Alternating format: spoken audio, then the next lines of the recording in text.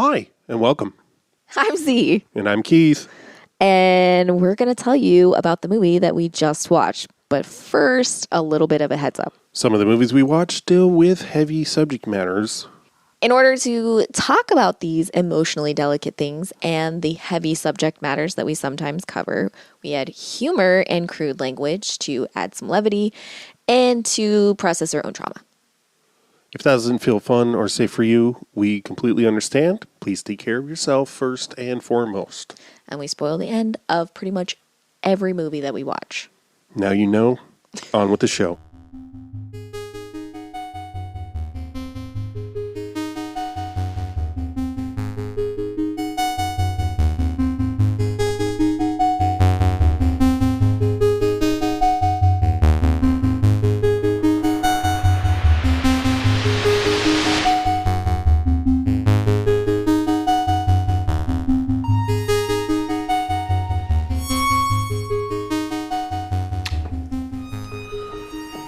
Girl wants what a girl needs. Hi, welcome. Hi. Hi, welcome. You're listening to another episode of Hi, welcome. Oh, hi, welcome. Oh, hi. I'm Dad. You are not Good Dad. to meet you. You're not Dad. You're mommy. I am Beyonce always. Okay, hey, I guess I'm hosting this time. What I host normally? Anyway, we're talking about Butcher Boy, 1997. Yeah, 1997. Based on a 1992 novel. Oh, it was 92. Okay. Yeah. I saw that the guy that wrote the novel wrote like a couple versions of the script. Yes. Originally that veered heavily from Yeah. the original content, which is always super interesting to me when it's their own work. Yeah, when it's their own work. And Neil Jordan revised the script and made it more like the book. I don't know how much more like, because I never read it. But. Right. Nor the earlier drafts of the screenplay. Same. Apparently the biggest deviation from the novel is the ending. Oh, with Stephen Ray? Or him? In the novel, we don't see him leaving the prison. Whoa. Okay. He doesn't leave the prison. Okay. In the novel. Some people took issue with the ambiguity. The lack of ambiguity of the film compared to the novel. Oh, I see. Yeah, I can see that. I do enjoy a good ambiguity. Yeah, if it's a good one. Well, yeah. I mean, I feel like when the story's ending is ambiguous and not when they try to force ambiguity onto the story, if that makes sense. Like it ends and you're like, okay, that was an ending. And then they add something to it to try to add ambiguity to something that could have been, you're like, nope, it was fine. Or that doesn't make it better. That makes it worse. Yeah. So. I don't know. The reading what the description of the ending of the novel, it didn't seem that ambiguous. I mean, sure, maybe compared to the movie, but probably ambiguous in the sense of what happened to him next. Yeah, but I don't feel like it's that much more of a resolution that he leaves prison and is going to a halfway house. Well, he didn't go to prison. He went to, I think, a mental hospital. Okay. Only thing that's shocking is that he stayed there. Yeah, kind of. Right. The whole movie is him escaping from places different situations and causing somehow more harm. Super interesting and weird. Yeah. I will say, I don't want to say it's a complaint because I don't want to sound like that, but the only thing that was hard for me, I think, is that I wasn't sure what the fuck they were saying for like probably a third of the movie. Oh yeah, just because of accents. Yeah, there. I was like, you said, what was that? And I was like, I have no fucking idea. I have no idea. I didn't even understand half the shit that they were doing. Like the fucking you love the chopping the ice in the fountain. The fountain shit confused the fuck out of me. Also, how does that fountain work? Yeah, you pour it on top, they pour and then water into it, and then fill it comes up. out. Yeah, that part was baffling to me. I was like, what? It was so confusing. There was more ambiguity around the fountain than I was comfortable with, if I'm honest. I wanted a full, detailed explanation of how that bitch worked. Yes, if you grew up in Ireland in the 60s, get at us and explain that fountain to us. Explain to me the fucking fountain. Or Neil Jordan. If you're Pat McCabe, author of... Yeah, or Neil Jordan himself. Tell me, hey, Neil, get at me. Eamon Owens, is that who plays Francie, I think? Yeah, he wouldn't know. He's a kid. He wouldn't know shit. I don't care. I don't want him to know. I'd accept. He's probably your age, huh? No, he's well, I was like 12 in 97. So yeah, probably, unfortunately. That was probably how old he was. Like 11 or 12.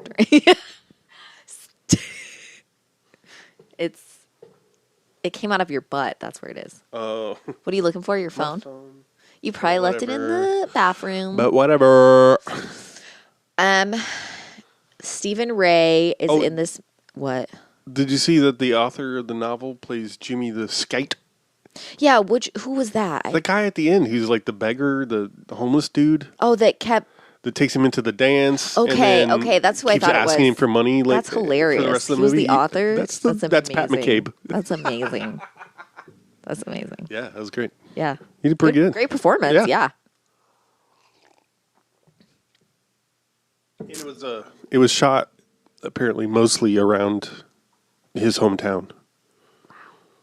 I guess he could get at us, Mr. U, and tell us about the fountain. Oh, yeah. And then, or Neil Jordan. Or maybe the guy that played the priest. Yes. One of the priests. The one in the town. In town. The men. Hard asses, eh? Hard asses, sis. He does. I don't suppose there's room for an old fella like myself, huh? Sure, any man, father. So, nothing strange anyway, lads, huh? I tell you, father, if Uncle Allo doesn't come soon, the house is going to burst. How's it going to burst, Francie? The cakes. Not to mention butterfly buns. Oh, nothing but the best for Uncle Allo, coming all the way from his job in London, eh? 10 men under him. Man, this movie had a lot of stuff in it. I was really surprised at how much fun I had. Yeah, watching it. It was retrospectively, like trying to remember what I remembered. Trying to remember what I remembered about watching it the first time. I think it probably was bored at times because I didn't know what the fuck was going on. Yeah. And when there's not action, it's mostly just dialogue heavy, and you got to like, know what they're Yeah. saying. You got to try to understand. I probably would have been annoyed by how much of it is narration. Yeah, that sounds like you.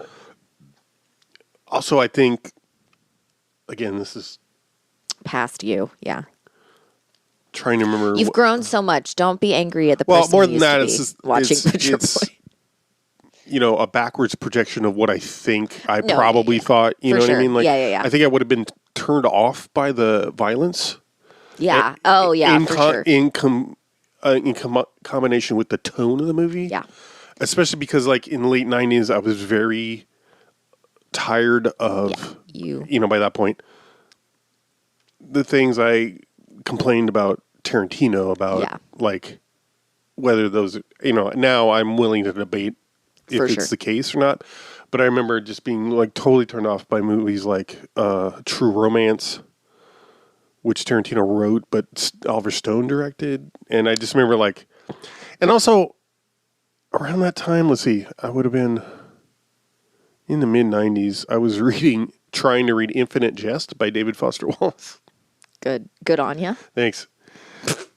Thanks. If it was unclear, I was a white man. And there were scenes in that novel that felt like, oh, the violence is supposed to be comical, and this felt like to me, felt like a very dominant trend of like trying to make horrific things funny. And I think, there's cases to be made. But anyway, I think definitely in that context, this would have put me off a little. I mean, clearly it stuck with me enough that I wanted to rewatch it. Yes, because it did. It was something stuck with me about. And clearly it's definitely weird enough to stand on its own. It creates a world. I felt totally engrossed in it. Yeah. And it's not, I couldn't tell you a movie that it reminds me of, really. Yeah. And not even in another Neil Jordan movie, necessarily. I mean, I think he's very good at creating a world that feels lived in. He is so good at creating a world that seems so realistic, but just like slightly off of reality. You're like, this feels so realistic, and yet it doesn't seem real. Like it seems like too. It's always which I love. It's that thing of like that you talk about of from that person. Me? Oh, have I said something on this podcast? I don't remember, but it's like oh fuck, I don't know. It reminds me of the thing that you said that I don't remember about like things that are too like if it's too real, it takes you out of it, or it like sometimes it's oh shit, I don't know. Oh fuck. I think we talked about it in Trust when we did Trust. You talked about. Oh, okay. So I'm guessing then it's about alienationification or whatever, the Brechtian term. Yeah. Yeah. Yeah, and I was going to say, like, I mean, only going on these two movies so far about Neil Jordan. Mona Lisa and Butcher Boy. Butcher Boy, yeah, like, yeah, it's like really grounded in our universe. Yes. But very subjective. Yeah. And that's kind of the whole point, I think, maybe. Yeah. We'll see what I think after two more movies, but that's definitely felt like the point of this movie. Yeah. Or what it does well. Yeah. I think... And, I'm sorry. You're fine. You're still fine. I will say, I kept thinking about, like, because it's set in the 60s, it's kind of boomer-ish. Yeah. And, being a child of the 80s, sort of like, that was a big time for boomer narrative. Like, remember when I was a kid? Yeah. I mean, 30 years ago. So that's why I kept thinking of Stephen King, because like Stand By Me or something. Yeah, for sure. And all of the Indian native roleplay. appropriation, yeah. Exactly. And like Wonder Years. You could be, very superficially, just with the voiceover and the time. Anyway, but like, so I like how not like any of those things it is while still being that structure, like it feels like a memoir. You know what I mean? Even though it's clearly... for sure. Yeah, it's absolutely not, but yeah, for sure. But that's the thing. Like, it's tangible enough to feel... Yeah. Like, I'm not confused about whether Francie Brady actually wrote the text that this film is based upon, right? Like, I don't think that it's not a biography, right? Yeah, you know what I mean? Like, wait, you don't think it's not one? I don't think that it is. I'm not fooled into thinking it Okay. is. But it does enough. I don't know. Yeah. I've probably explained it well enough. I don't need to keep going over. Could you do it one more time differently? Probably. Try. No. So Fight Club. Fuck off. So yeah, I mean, as far as I don't know how to say this where it's not going to sound like I'm doing the thing where I'm like, Chief Elena Weck makes me feel connected to, which I'm not saying, by the way. But like, I sort of don't mind when representations of like this sort of glorification of like Native life and stuff. Like, I mean, Stephen King is definitely one of the worst Writers. Yeah, of doing that kind of stuff. Like in the bad way. in the oh, I get it way, and in the don't do that way. But like when people, like if you're showing like, oh, this is how we grew up in the 50s. Right. If you're showing how, like, I remember in the book, there's like this conversation that they have about like, being surprised that this specific artist is white and not black because of his voice and how it sounds. And I feel like, you know, because he like, I can't remember specifically Elvis. who it was. No, it wasn't Elvis. But like stuff like Jerry that Lewis. was like, maybe it was it's something like that. Like someone that was like really, you know, like had like really intense music for the, you know, and they're like, wow, he's actually white and not black, you know, and there's this sort of conversation being had. So like stuff like that is interesting to me because you're showing a glimpse of, I mean, like, obviously, Stephen King also does it the terrible way, but, like, he'll do stuff like that where he'll have, like, a conversation of, like, it wasn't, you know, like, it was surprising to see this sort of, like, you know, white people saying one kind of music, black people saying another kind of music. You know, it's sort of, like, the little tiny, like, conversation, and it's, like, a glimpse of having, like, a racial dialogue, you know, like sort of like, you know, this is my expectation of what blackness is. Right. And so it's like stuff like that where it's like a glimpse into it. So like when they're like, oh, we're playing cowboys and Indians, I'm not like super upset when they're like, that's how it was in the 50s. Like, Sure. Especially when it's not the U.S. well, when it's not For the me, US, but like I'm Stephen not native, King, but well, Stephen King does that kind of thing where, but it makes sense because my dad is that way. My dad was like super, Really? like into like native culture and shit like that, but like in the way where it's the tokenization and falsification Right. of what native culture actually was. So like showing it like that, like showing a bunch of kids doing stupid shit, thinking that they're actually playing. I don't mind that as much because I'm like, oh, right, that's what was going on back then. Doesn't necessarily mean it needs to be in there, Right. but it's not the thing that's going to offend me. Like if you show a bunch of like people now in like, you know, Cleveland Indians fucking jerseys, I'm going to be like, oh, get over yourselves.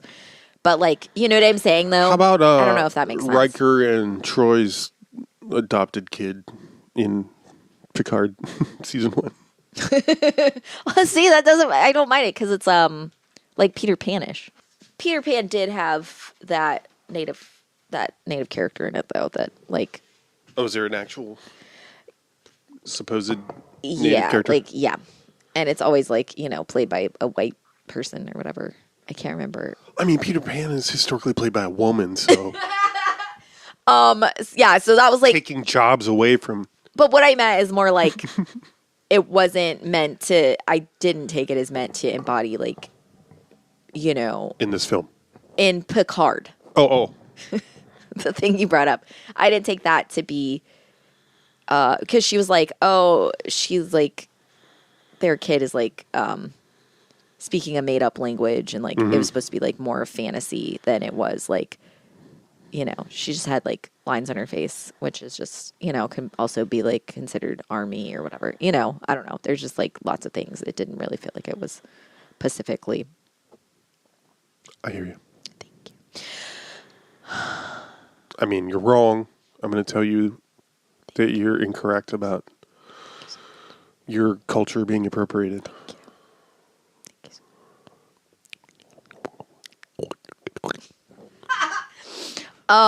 Anyway, yeah, this was, I didn't expect any of the thing. I thought it was honestly because it was like, oh, this kid gets into shenanigans. And I literally thought it was going to be a movie about a kid playing a bunch of pranks.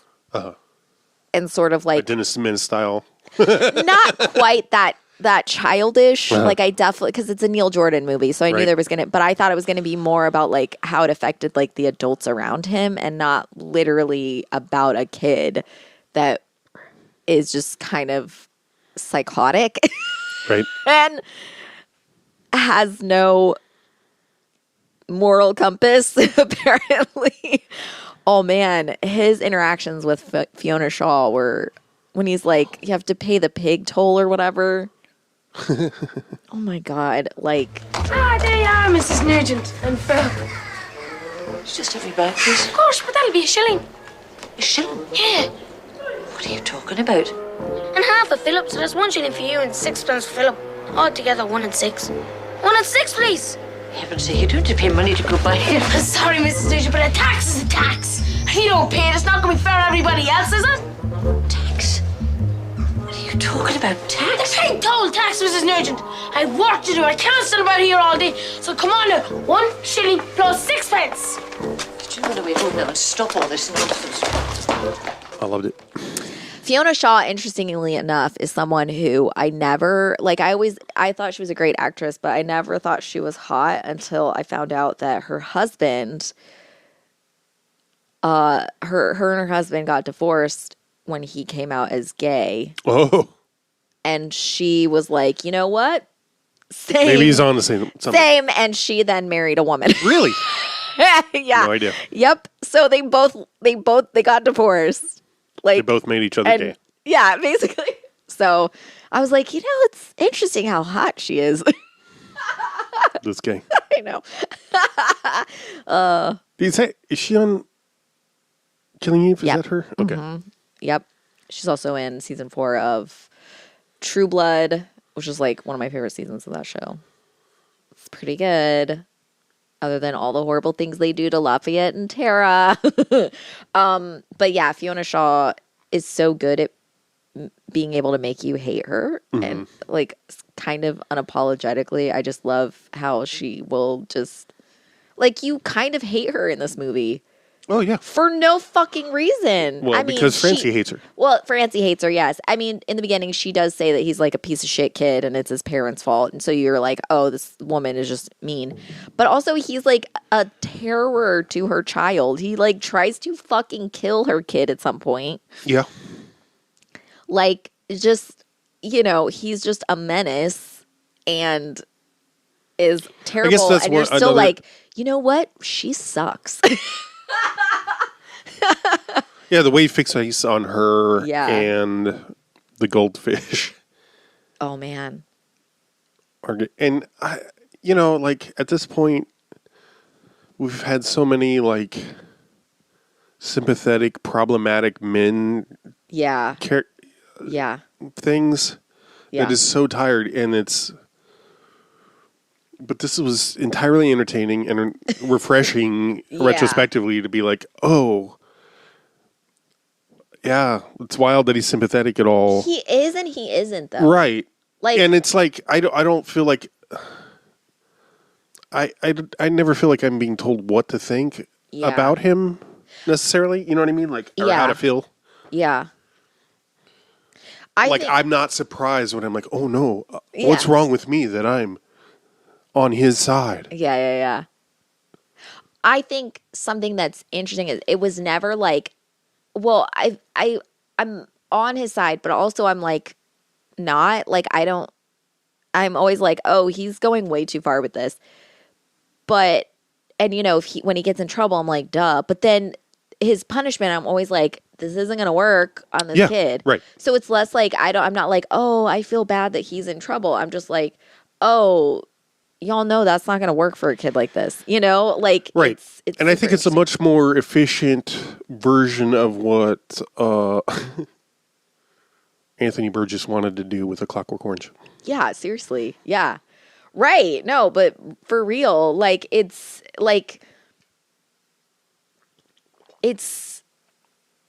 he's not a stupid kid. No. Which is the thing that is like he keeps getting treated like he's just a dumb kid. Right. But at the same time, almost like punished like he's an adult. Like he gets shock treatment and he gets nearly killed twice by the Nugent Yeah. Bogman. Right. And I love how he calls everybody Bogman. I thought it was Bugman. No, it's bog, like, because they're from the country, so they're in the bog. Oh. Because I thought it was Bugman because when he gets I eat the phone. annoyed with someone, or like when he's imagining someone, they turn into a bug. Oh, shit. Okay, well. Okay, we're going to take a break real quick. Be right back.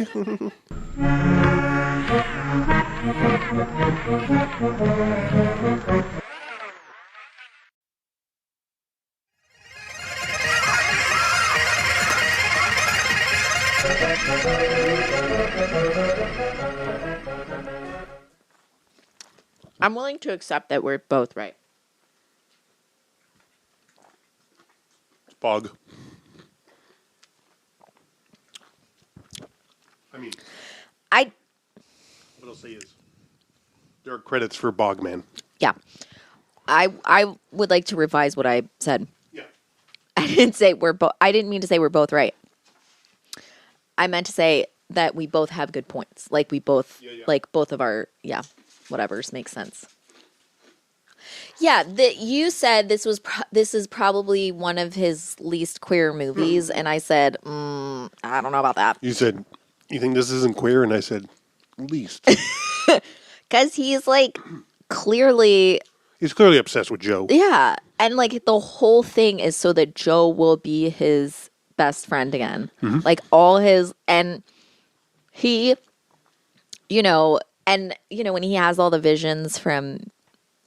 Mary or whatever, she just like, Joe loves you, like he loves you, and I'm like, this is kind of first lovey, Mm-hmm.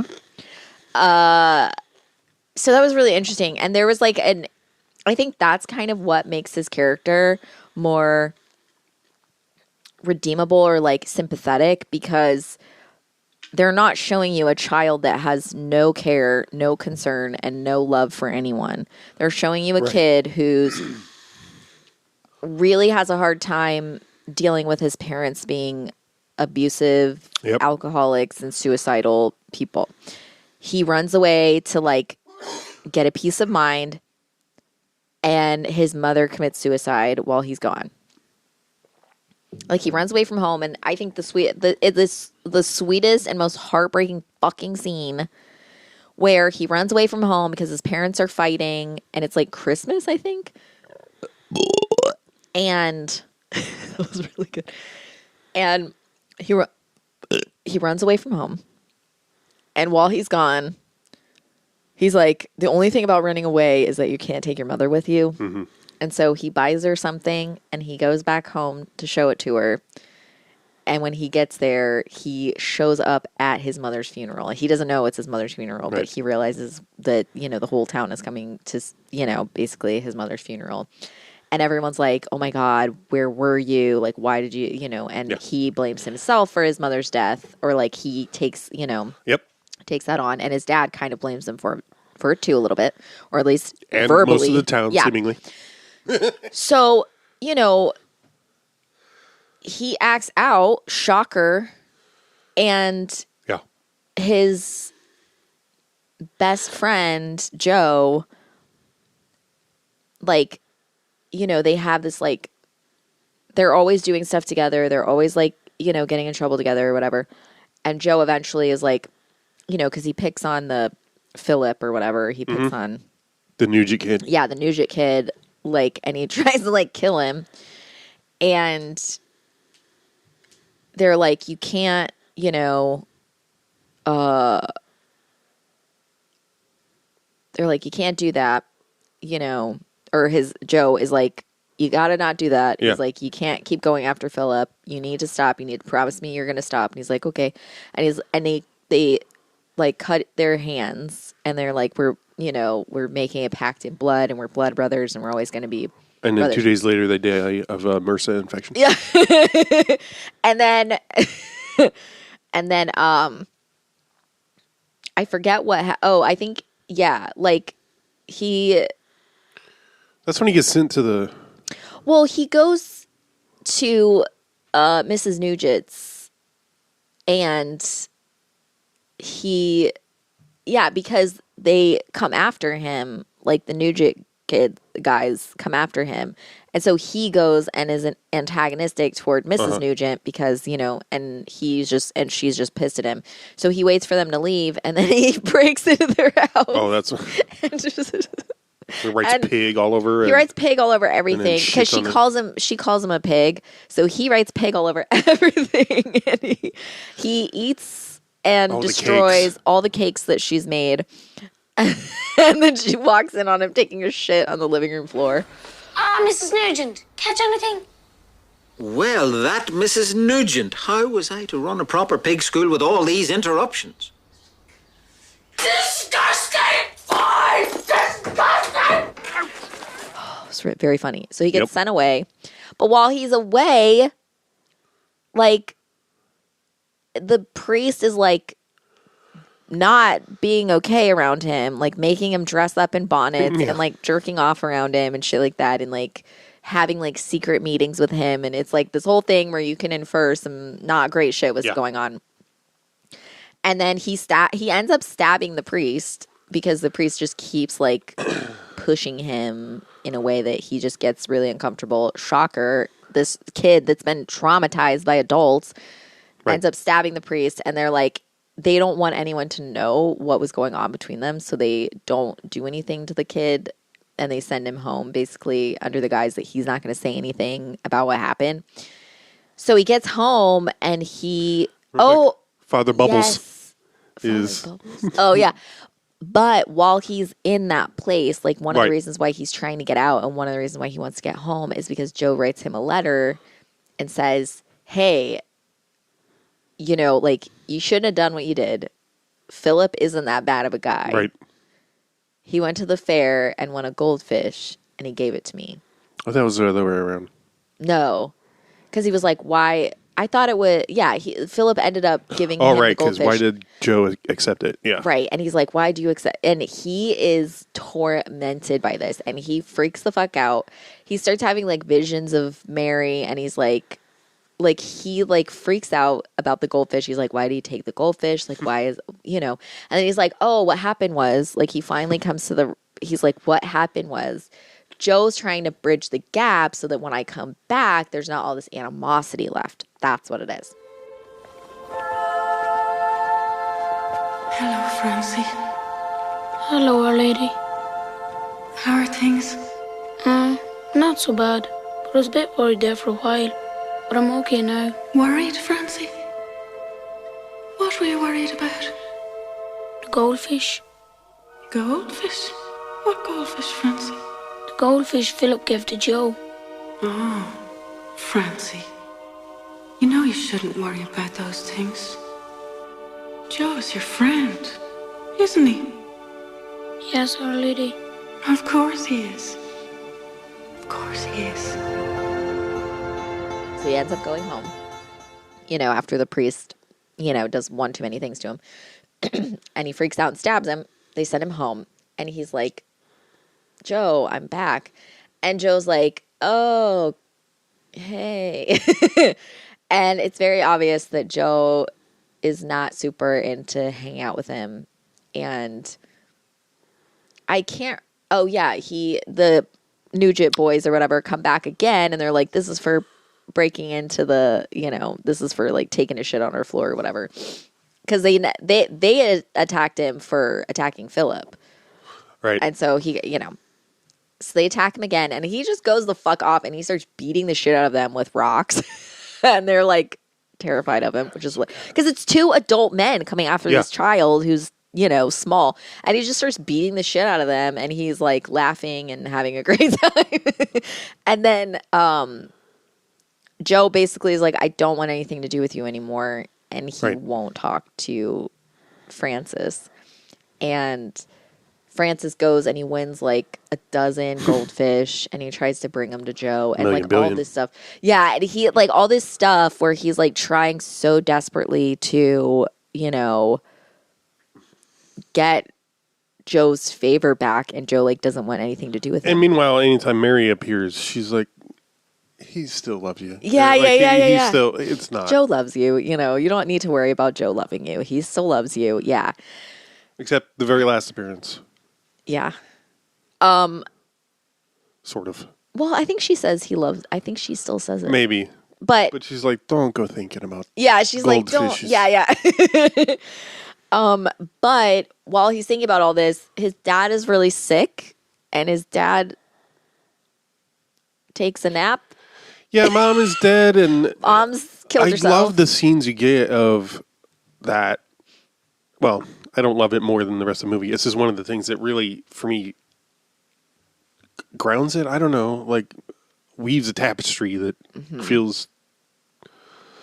Anyway, like it's also like I think it would be easy for this is a period piece, right? In that it's set in the 60s and made in the 90s, but it's like I don't know. It avoids all the like clearly one of the things is a class differential between him and the Nugents. Yep.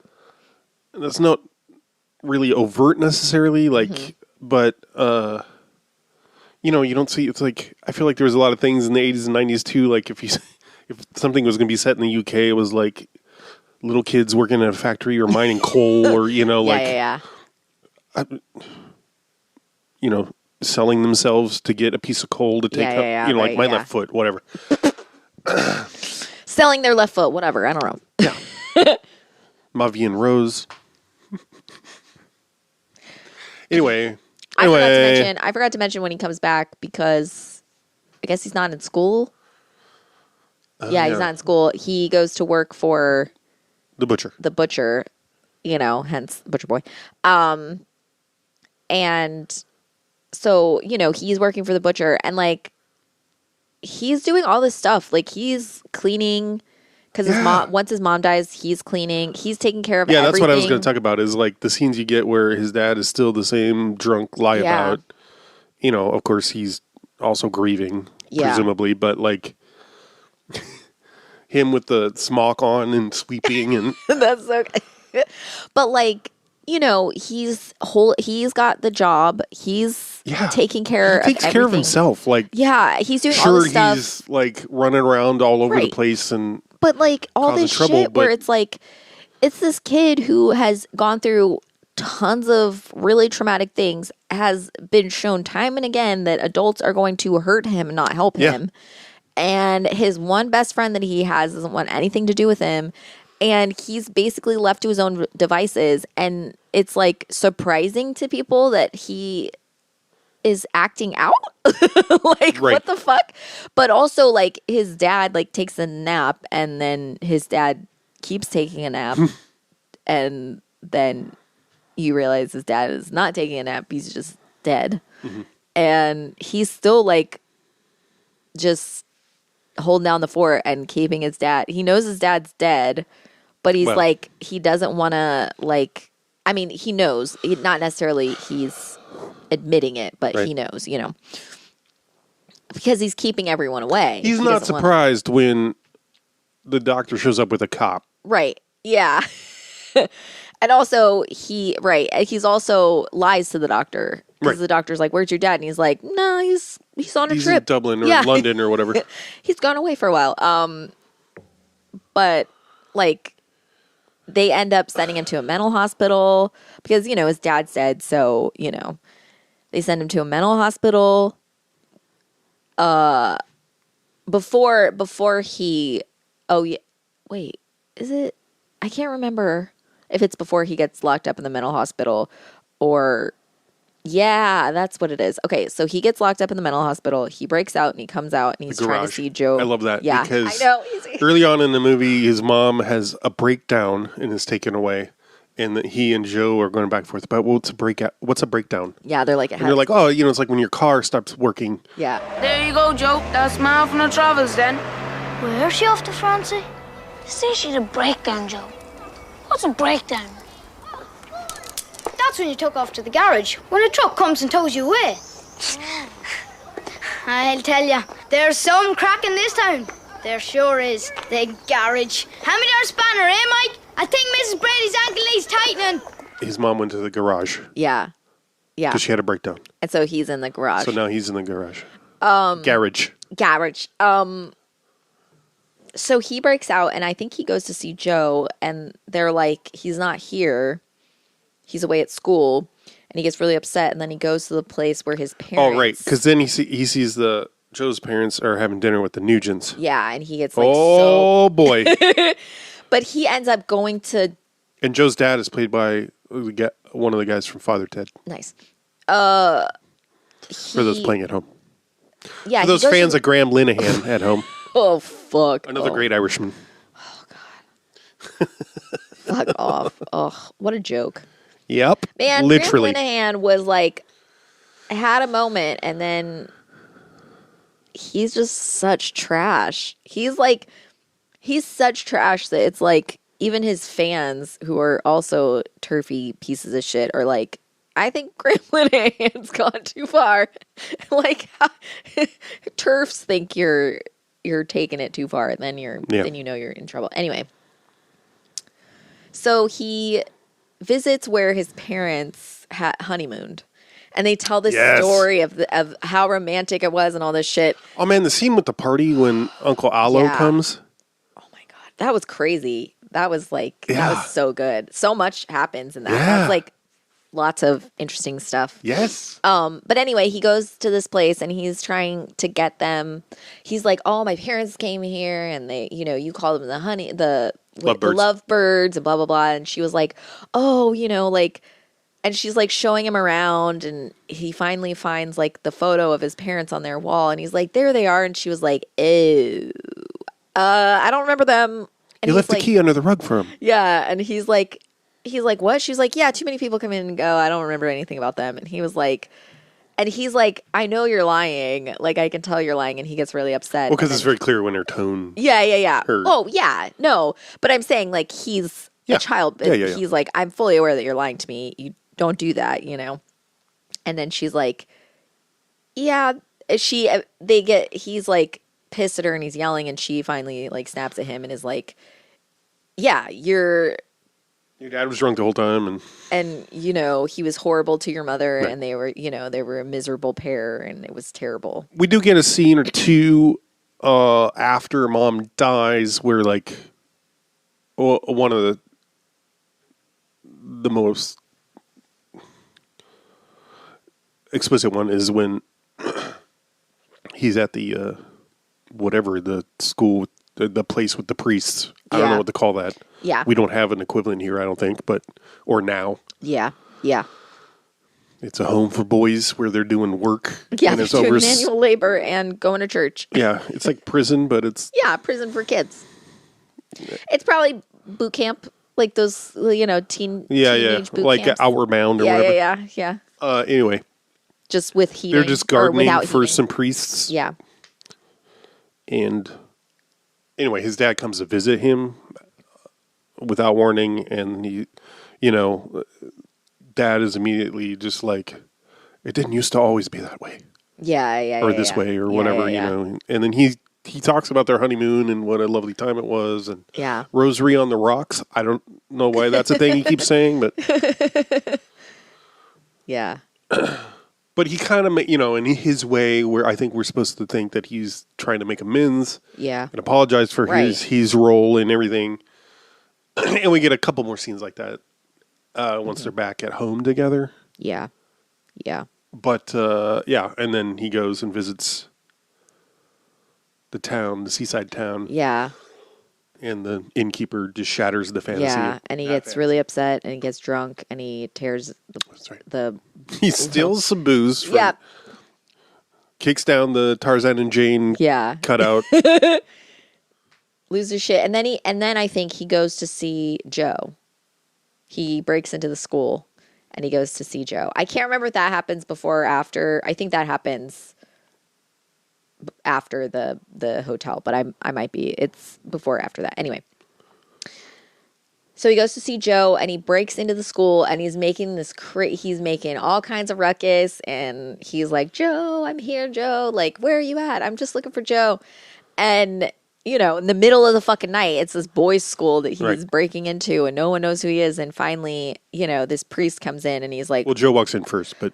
No, the priest comes in, he's like, "What the fuck are you doing here?" And he's like, "Oh, I'm looking for my friend Joe." And then Joe walks in, And he's like, there you are. And he's like, oh no. And like, the priest is chasing him and he's like, you know this guy? Yeah. And he's like, yeah, I know him. And he's like, are you friends? And he's like, nope. And, Francis is like, his entire world is shattered because the one person that he had left no longer wants anything to do with him. Right. And oh, that's right. You get the scene where he's in his house and writing the list of people. Yeah, that he's lost. Da. Joe. What does he say? Aloe? Aloe. Yeah, his uncle Aloe. Oh. Aw. Why did he lose him? Yeah, that's okay. Unclear to me. Yeah. And then, he finally snaps, comes back to town, and just absolutely brutally kills and chops up Mrs. Nugent.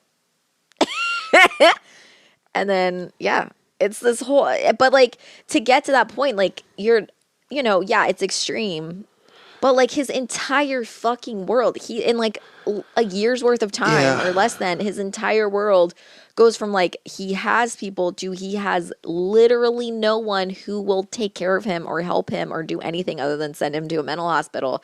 And he gets fucking electric shock and like all this shit, and no one is talking to this kid. They're all just punishing him and treating him like shit. I feel like there's tons of movies that do a similar thing of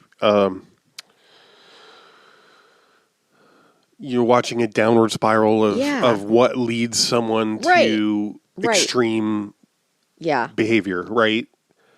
But I don't remember usually it's so on the nose and like too obvious, like it's so smooth, and I think what it does that's unique, in my experience anyway, of that genre or whatever, is that his reasons seem like his logic is airtight. Yeah. You know what I mean? Like, this is probably the most interesting Joker origin story anyone's ever made. Right. That's what that's what I'm saying. Like, it's you've seen it. It's so well trod at this point, but like.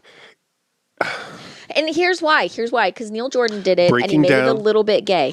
You know, right? If he hadn't done those things, then you wouldn't care about this kid. If he didn't have so much fucking love for his mom and for Joe, and if he didn't care so much about how happy his parents were, and those are the it's like the constants that he had were ripped away from him. Not like, oh, I want to be a fucking comedian and no one will laugh. It's not, it's not something fucking ridiculous. It's not like, oh, the woke media won't laugh at my jokes about black people any longer. I guess I'm canceled. Like, you don't care. Like, why do I care? I don't care about that. But it's this kid who you see him as someone who is already barely paid attention to. Everyone is like, oh, you're a little shit. You're a little, like there's so little, I don't want to say respect given to him because I don't, but like there's so little care given to this kid. And he's so, and even so, he ends up losing the little bit that he has. Like, he loses everything. Right. And he's still like, okay, but I have Joe. And like, he doesn't. And like, that's what sets him over the edge, is the loss of his best friend who he loves a lot. And they were roommates. Yeah, exactly. And I think, and I love it's really highlighted for me in the, I don't know, first half of the movie, but like when he's going on his adventures, Algernon Carruthers. For instance, like every time you get these, every time the scene changes and he's interacting with someone else, he just gives them back what they're saying and is agreeable with us. And you could say that's like sociopathic or something, and maybe it is, and that's the point. But it's so also sophisticated in in the way that it's manipulative without being like, he's not trying to make people do things for him. It's a way for him to survive. Yeah. He's just trying to be liked. Yeah. Which is essentially Sure. sociopathy. You know, it doesn't. But it doesn't feel malicious. No. But that's not what sociopathy You know what I mean? is. No, I'm not saying. Okay. Yeah, I'm just. It's just like that's the whole point. Is that like you read people and you give what you think that they're asking Right. for, so that you can make them like you. All the stuff with the commies. Yeah. But like at the same time, like, and I do think there's One bomb is enough. one thing One bomb is all it takes. there's a little bit of like he might. I mean, I think there is a misnomer, misidentification that like if you're a sociopath, you are a killer. You're gonna do bad things. It's not really about that. It's just like there is like a complete lack of empathy going on. But that doesn't mean that you don't understand what empathy is, right, or how you're supposed to be in a situation, right. And so it doesn't, just because you're, a psychopath or a sociopath or whatever, I don't remember what the specific term is or the correct term is. It doesn't mean you're a bad person. But like you can be put through so many things that you end up doing something bad because nature and nurture. Because you end up not really, seeing a point not to do it. Yeah. Like what in the fuck would his life have been if he didn't do that? He was facing like almost the same consequences. Like he was being locked away no matter what he did. Yeah. So it's like, and he didn't hide that he did it. Yeah, right. He wrote pig all over House in Blood. And, there's so many shots in this that are really interesting too. Like so many ways that Neil Jordan I really have a special place in my heart for that stupid weirdo. Oh, would you recommend? Fuck yeah. Yeah. I'm so glad we revisited it because I got so much more from it this time. Yeah. I can see you not liking it in the past. I can see that, and I could see why. Because I will say, I feel like I have, I've hardened your delicate little heart a little bit enough that you can handle watching stuff like this and say words like bitch. So much growth. When we were first together, Keith started saying the word bitch, and he was like, I completely eradicated that from my vocabulary. And since getting together with you, I say it a lot now. And he didn't know how to feel about that. And I said, bitch.